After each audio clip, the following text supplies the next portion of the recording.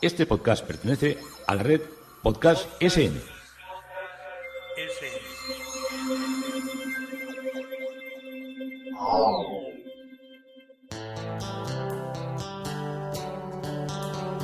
Historia con sentido.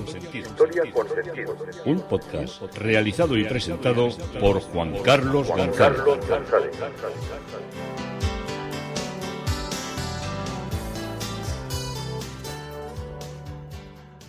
Un saludo a cuantas personas se acercan a través de las redes sociales de Facebook, de Twitter y de mi página web Historia con Sentido. Yo soy Juan Carlos González y un día más encantado de acercaros una parte de la historia.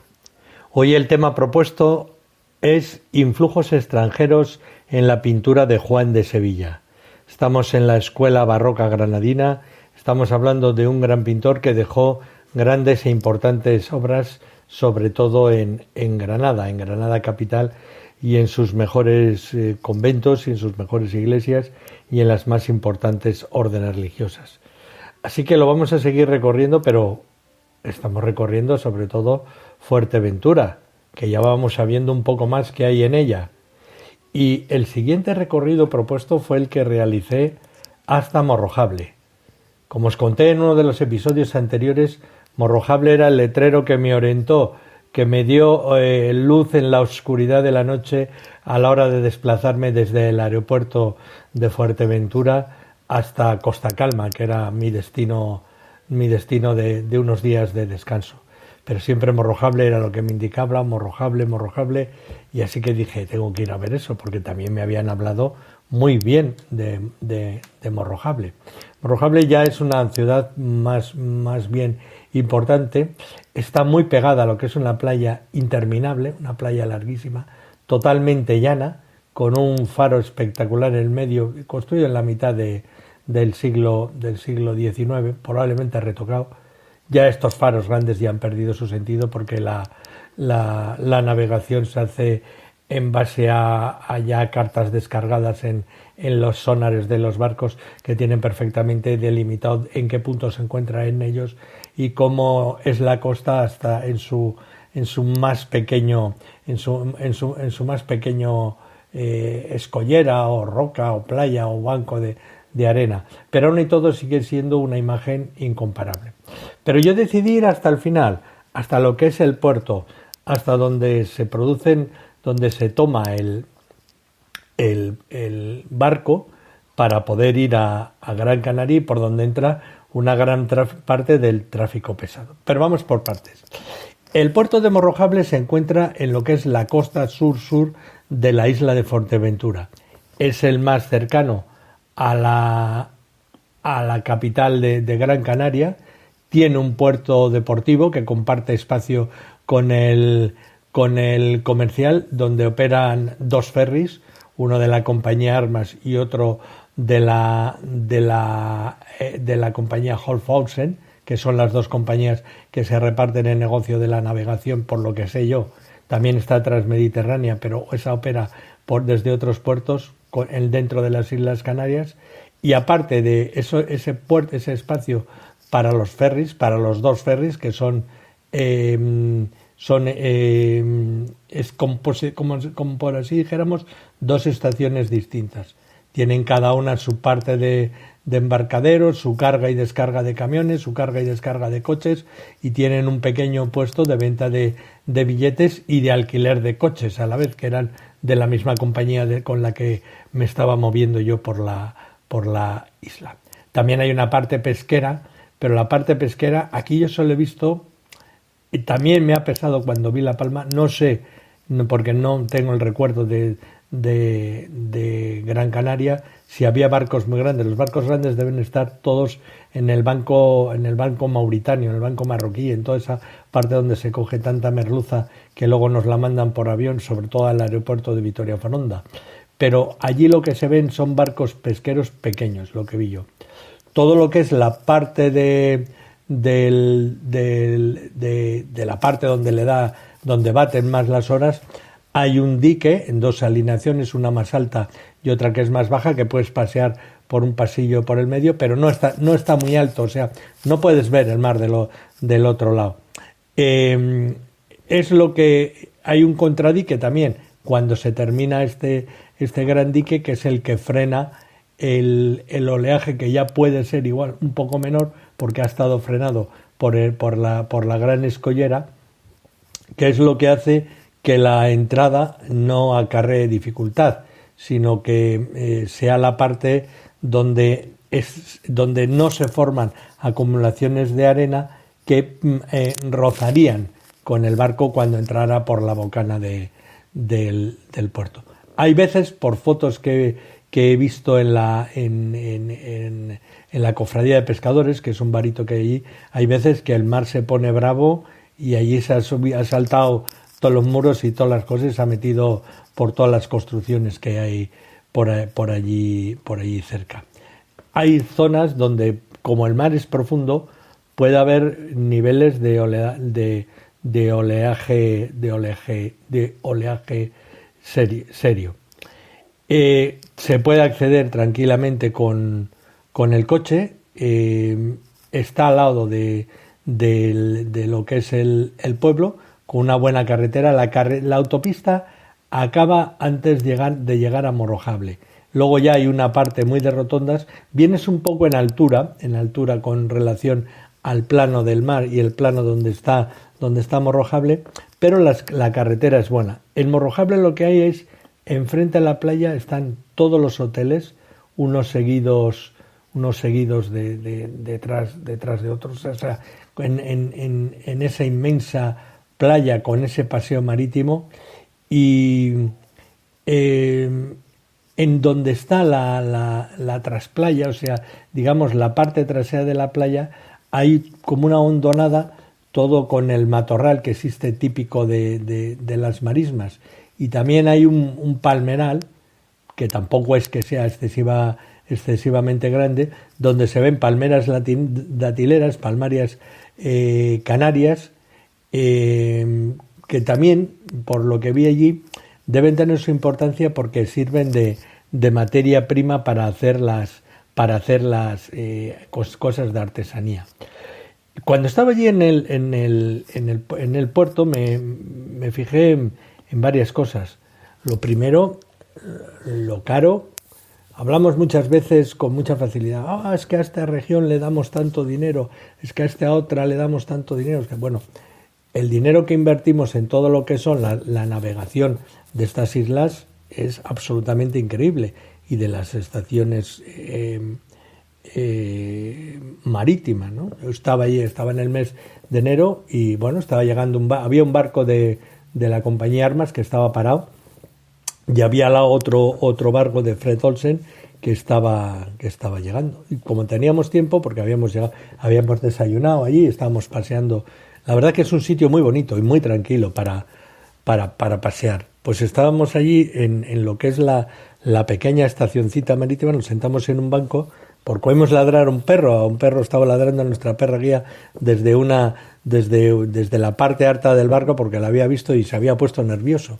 Y entonces pues vamos a sentarnos aquí, y había dos personas mayores que estaban esperando. El barco era de dimensiones colosales.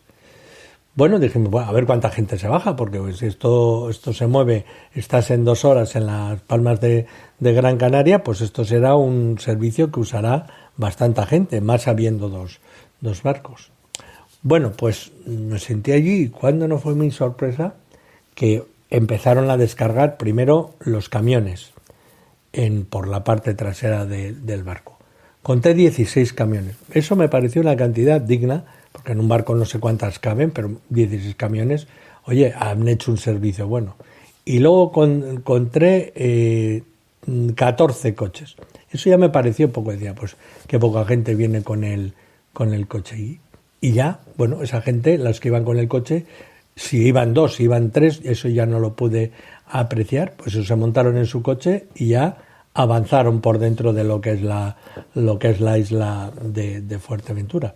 Pero me quedé viendo, pendiente porque esto lo hacen con un protocolo como muy bueno, yo no sé si creo que la Marina habrá enseñado a la aviación y no la aviación a la Marina, pero bueno, el caso es que tenían el desembarco de las personas como con una actitud muy parecida a la que podemos encontrar en cualquier aeropuerto o en cualquier avión que se ponen las azafatas. Muchas gracias por viajar con nosotros. Todo lo hacían en tierra. Y entonces venía un pequeño tractorcito con una especie de contenedor no demasiado grande, donde está el que salía por un lado del barco, que era donde estaban guardadas las maletas. Entonces abrían las persianas de ese contenedor y las personas se llevaban sus maletas, y ya iban, pues unos estaban esperando alquilar un coche y otros estaban llegando a coches para recogerlo. Bueno, y un barco, ya os digo, el barco de unas dimensiones, que te quedabas allí apabullado, ¿no? Bueno, me llamó la atención que solo se bajaran 25 personas.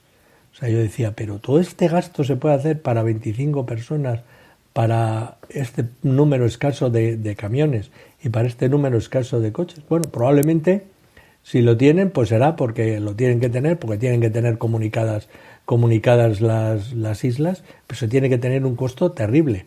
O sea, mover un barco de esas dimensiones para hacer esos recorridos tiene que costar muchísimo, y me imagino que estará en grandísima parte subvencionado. Pues ya sabes que los canarios pagan la mitad de la mitad de la mitad cuando se mueven por las islas y cuando vienen aquí a la península, por todos los acuerdos que tienen con los gobiernos. Por eso les da igual que el mande, porque con el que manda pactan, así que no tienen ningún problema nunca de gobernabilidad.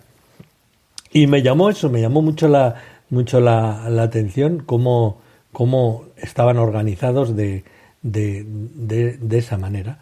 Seguiré contándoos cosas del puerto de Morrojable, pero tengo que volver a todo lo que es la pintura de Juan de Sevilla, que nos está interesando tanto y que nos está dando tantas satisfacciones.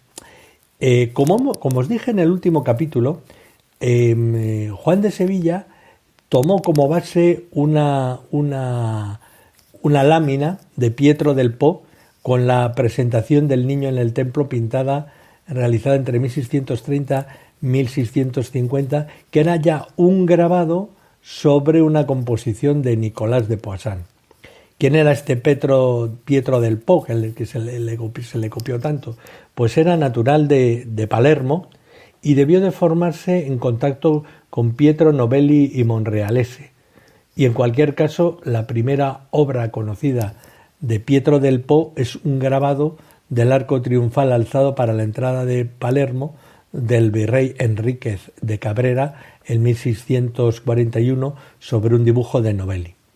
En 1645 se le documenta en Nápoles, aunque poco tiempo después, en 1647, debía encontrarse ya en Roma. Entre 1651 y 1683, su presencia en Roma está bien documentada en los archivos documentales y en la Academia de San Lucas, que era la que dirigía a todo lo que era y catalogaba y inventariaba las pinturas de los pintores romanos, y en la que él, en el año 1668, fue elegido principal de esta academia, aunque pronto renunciaría al cargo. En 1652 se asoció también a la congregación dei Virtuosi al Panteón, que era otra especie como de gran clase dentro de lo que eran los pintores. En mayo de 1683, probablemente tras una breve estancia en Palermo, se estableció en Nápoles, donde fallecería a finales del 1693, cuando lo menciona todavía un documento, o moriría poco después. Era mejor conocido como grabador al aguafuerte y al buril que como pintor, y son numerosos los grabados que abrió a partir de cuadros de pintores clasicistas como Annibale Carracci, Domenichino o Nicolás Poissant. En los últimos años se asoció en esa tarea a sus hijos Giacomo y Teresa.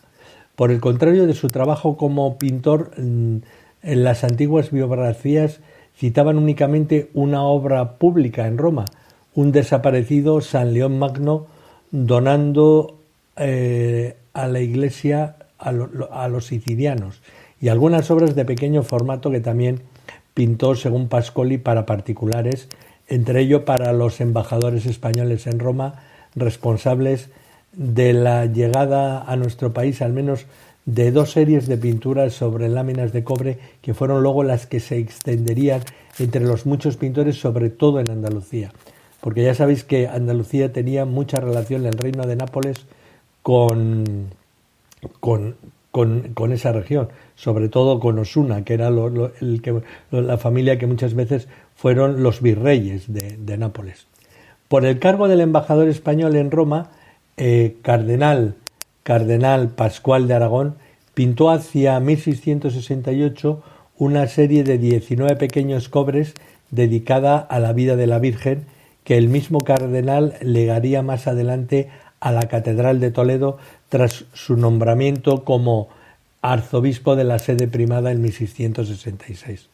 Guardaba en el camarín de la Virgen. La serie concluye con los santos toledanos Leocadia e Ildefonso y con una apoteosis de la Virgen en presencia del rey Felipe IV y de su familia, el cardenal Aragón, y la alegoría de los 4 continentes a los que alcanzaba el poder de lo que era la monarquía hispánica. Al abandonar Roma, el cardenal Aragón recomendó al pintor a su hermano Pedro Antonio de Aragón, que le sucedió en la embajada española en Roma y más tarde también sería virrey de Nápoles. Por su mediación, Del Po participó en el proyecto del catafalco elevado de la iglesia de Santiago de los Españoles para recordar a la muerte de Felipe IV, y según Lione Pascoli, el embajador le consultó acerca del palacio que meditaba construirse en España, pues era de una ingeniería y de una arquitectura also inteligente. Una segunda serie de 4 cobres dedicados a la vida de Jesús, Cristo entre los doctores, la expulsión de los mercaderes del templo, Cristo y la mujer adúltera y la entrada en Jerusalén, se guarda en la iglesia parroquial de San Eutropio del Espinar, en Segovia, a donde llegaron por una vía que se desconoce. La influencia del clasicismo boloñés a través de Domenichino se manifiesta en estos pequeños cobres firmados, 2 de ellos, como lo es también en los restantes óleos conocidos de la etapa romana. Un bautismo de Constantino, que está en Viena, en el Kustorisches Museo, los martirios de San Pedro y San Pablo, que se encuentran en el Colegio Alberoni de Piacenza, y en Nápoles, a donde pudo haberse desplazado siguiendo al marqués de Caprio, pintó las enjutas de la cúpula de la iglesia de Santa María Regina dei Cieli y se encargó de la decoración de la capilla del Castelnuovo en colaboración con su hijo Giacomo. Volvemos a Juan de Sevilla. De la misma serie del convento de San Antón de Granada es el lienzo que representa los desposorios místicos de la Virgen, que sigue en su elegante y reposada figura a la Virgen por la estampa de Kay Worth. Esta es una obra de Paul Pontius, que es de los desposorios místicos del venerable Hermann Joseph de Colonia, y es un grabado hacia 1630 sobre una composición de Antonio van Dyck. En esta ocasión, Juan de Sevilla ha escogido tan solo la figura de la Virgen, copiando todos sus detalles y eliminando algunos elementos accesorios, como el pie desnudo que aparece en la estampa. Esta corrección de insignificancia apariencia habría de contextualizarla en un momento en que los preceptos sobre el decoro de las imágenes sagradas alcanzaban su punto máximo, que hacían que, según Pedro de Calatayud en las doctrinas prácticas, abogaba por ocultar todo lo que era la inmodestia de pies, brazos al aire, de rizos, de pechos descubiertos, como si fueran unas comediantes las imágenes de las vírgenes y de las santas. Ya veis qué mentalidad habían ellas. El número de obras de Juan de Sevilla respecto a las cuales se ha señalado alguna dependencia de modelos de grabados roza la docena. Entre los ejemplos más sobresalientes destacan la desaparecida transfiguración de la iglesia de San Salvador de Granada, que estaba inspirada en una estampa de Federico Barrocci. Las figuras de San Simeón y de la Virgen con el niño que aparecen en la presentación del niño en el templo de una colección particular que están basadas en el San Francisco de Paula resucitando a un niño muerto de Simón Buat, y algunos detalles de San Pantaleón ante el procónsul del Museo de Bellas Artes de Granada que la relacionan con el grabado de José ante Napoleón de Bonazón. No obstante, en todas ellas, al igual que hiciera Alonso Cano, el modelo de proceder del artista variaba según su capricho. Así, en unas obras, la relación entre la pintura y la fuente grabada es más directa. Tal es el caso de las dos versiones de la Cena de Maús del convento de San Antón y del Hospital del Refugio de Granada, tomadas de una obra grabada por William Samenburg a partir de otra composición de Rubens. En otras, la dependencia respecto al grabado es más sutil, quedando el modelo original muy transformado por los cambios efectuados por el artista. Sirven de ejemplo la Comunión de Santa Águeda, inspirada en el martirio de Santa Justina de Padua de Agustino Carracci, sobre composición del Veronés, del que procede la actitud del verdugo y la Santa del Centro, o una estampa de Rousselet a partir de la obra de Estela que representa la Comunión de la Magdalena. Su obra pictórica, a falta de una necesaria monografía, ha sido estudiada por diferentes autores a través de artículos con la aportación de nuevos datos que han ido definiendo su personalidad.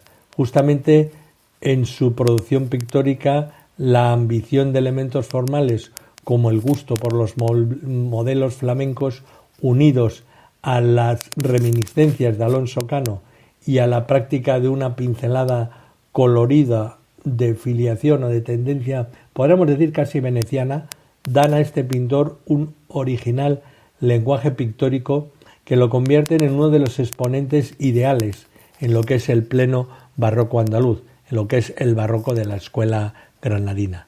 Ya hemos visto en esta parte del podcast que lo he titulado por eso Influjos extranjeros en la pintura de Juan de Sevilla. ¿Qué otras obras se conservan en el Museo de Bellas Artes de Granada? Pues en el Museo de Bellas Artes de Granada hay una Anunciación. El artista representa la temática poco frecuente, como es el Dios Padre recibiendo a la Virgen en su llegada al cielo tras la Asunción. Se ha dicho la Anunciación, pero es la Asunción. El Padre Eterno recibe a María en el cielo. La composición está completamente ocupada por las dos monumentales figuras, la de Dios Padre y de la Virgen. Es un tema poco pintado, sobre un cielo de color de color rojizo. Hay dispuestos dos grupos. El primero, la Virgen arrodillada sobre una nube, subiendo al cielo, ayudada por ángeles niños, y dirige la mirada a Dios Padre, que de pie y sobre cabezas de ángeles niños recibe con los brazos abiertos a María. Viste probablemente un hábito franciscano y está envuelto en un extraño manto de inmenso color rojizo. Perteneció al convento de San Francisco el Grande de Granada y estuvo situado en un ángulo de la bóveda de la escalera principal. Otra de las obras es la Última Comunión de Santa Cecilia. Se trata de un lienzo que representa la Última Comunión de Santa Cecilia, aunque se ha venido considerando, y de hecho aún recibe el título de la Última Comunión de Santa Águeda, ya que tenemos santas que están todas en la misma órbita. En el centro de la composición, al aire libre, sobre una escalinata de piedra, se encuentra una santa arrodillada sobre un cojín, mirando al sacerdote que tiene a su izquierda, y a su derecho está el verdugo con el cuchillo en la mano derecha. La santa, con la herida en el cuello, viste traje de corte nobiliario de época. Según viene siendo admitido, el sacerdote que administra la comunión a la santa podría responder o corresponder con los rasgos y facciones de Alonso Cano, que coincide con los retratos conocidos del racionero. El racionero siempre es Alonso Cano, con el que Sevilla tuvo contacto y que representó en más de una obra, como sucede con los desposorios de la Virgen del ciclo de la iglesia conventual de San Antón de Granada, en el que es representado de nuevo como un presbítero en un segundo plano. Era un homenaje que hacía el discípulo. Viste sobre la sotana, la estola, es asistido por un ángel en una posición forzada, sostiene un cirio encendido en la mano, viste túnica verde y otra exterior rojiza, y en el lateral izquierdo hay 2 soldados de pie, quien junto a otro de medio cuerpo del lateral derecho presencian el acto. Llevan trajes militares de la época y portan picas. Y en un segundo plano aparecen 2 soldados más, esta vez en lomos de sendos caballos. El de la izquierda señala con el índice de la mano derecha en dirección a la santa. La cabeza de la joven de perfil, que presencia la escena detrás del presbítero, con gorro de terciopelo, podría ser el joven, ¿no? Un autorretrato, dicen, de Juan de Sevilla. En el centro, en la parte superior, en un rompiente de nubes, surge un ángel llevando la palma del martirio en la mano derecha y una corona de rosas rojas y blancas en la izquierda. Viste túnica rosácea con paño blanco en la parte superior y sirve de fondo a la escena un paisaje con arquitectura clásica. Al pie de la escalinata están diversos instrumentos del martirio, como son grilletes, cuerdas, y en la parte inferior, sobre el escalón manuscrito, figura Sevilla Romero Juan de Sevilla. Según el autor Benito Navarrete, esta escena está tomada de Agostino Carracci, en concreto del grabado del martirio de Santa Justina de Padua, grabado en 1582 sobre una composición del Veronés. Esta estampa era especialmente llamativa por su carácter escenográfico y sobre todo era apropiada para representar el tema del martirio, como sucede con el martirio de Santa Úrsula de un anónimo pintor sevillano del primer tercio del siglo XVII, hoy en el Museo de Bellas Artes de Sevilla. En el caso de Juan de Sevilla, elimina toda la parte superior de la estampa y aprovecha la figura del verdugo y de la santa en el centro, conservando igualmente el basamento y la columna que aparece en la derecha de la estampa, así como los soldados de la izquierda y la muchedumbre que se advierte a lo lejos. Según otro autor, Emilio Orozco, es una composición movida, aparatosa, totalmente dentro de la visión apoteósica con que se representa la escena del martirio en la pintura de Rubens. Otra obra es Los Santos Mártires Agustinos, representación de cuerpo entero, tamaño natural, de los santos agustinos, mártires agustinos, Liberato, Bonifacio, Siervo, Rústico, Rorato, Septimio y Máximo, que sufrieron martirio en África. Los mártires se encuentran arrodillados con la vista dirigida hacia el cielo, desde donde descienden 7 angelillos desnudos, con paños flotantes, palmas y coronas de rosas blancas y rojas en las manos, algo muy habitual en la obra de Juan de Sevilla como símbolos del martirio. Con ancha tonsura moracal se le representa a jóvenes vestidos con el hábito negro de la orden y con nimbo sobre sus cabezas, y en un segundo término, en la lejanía, se les representa crucificados. En la parte posterior, dentro de una carterera ovalada, aparece una inscripción alusiva al martirio de los agustinos con sus nombres que os he dicho antes. Otro cuadro interesante es la transverberación del corazón de San Agustín. En un primer término aparecen al lado de la Virgen, sentada en un trono con nubes, con la paloma del Espíritu Santo, con las alas extendidas sobre su regazo, junto al niño, que alarga la mano dirigiéndose hacia San Agustín, al que atraviesa el corazón con un dardo. San Agustín se encuentra arrodillado, viste el hábito negro de la orden y sostiene en su mano izquierda un libro en alusión a sus escritos, y en la mano derecha la extiende hacia el niño. A los pies del grupo una alfombra rojiza con decoraciones vegetales sobre la que también se encuentran dos ángeles niños desnudos que sostienen el báculo y la mitra, atributos episcopales que también asimila a San Agustín por ser obispo de Hipona. La pintura conceptualmente está concebida en dos ámbitos, uno el celestial a la izquierda, en el que está la Virgen, el Niño y los angelitos, que no tiene fondo, ya que tras él se abre un telón de nubes acompañados de cabezas de angelitos y ángeles niños, y el otro ámbito sería el terrenal, ocupado por San Agustín, tras el que se abre un paisaje con una fuente en primer término y montañas en el fondo. Estos dos ámbitos están separados por una pilastra cajeada con decoraciones vegetales en su interior.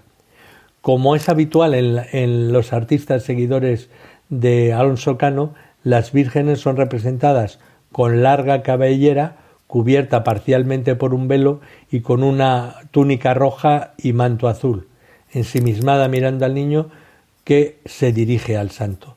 Proviene del convento de Agustinos Calzados de Granada y Sevilla. Y hasta aquí nos ha traído los influjos extranjeros en la pintura de Juan de Sevilla. Yo soy Juan Carlos González y un día más encantado de haberos podido acercar esta parte de la historia.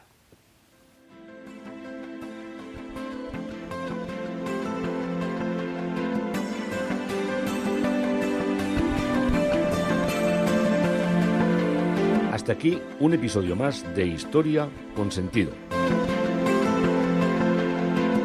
El podcast que te habla de historias de la historia, sucesos, eventos, como si el ayer fuera hoy. Síguenos a través de iTunes, Spreaker o iVoox. Contacta con nosotros por correo electrónico escribiendo a podcast@historiaconsentido.com. Nuestra web www.historiaconsentido.com. Y en Twitter nos encontrarás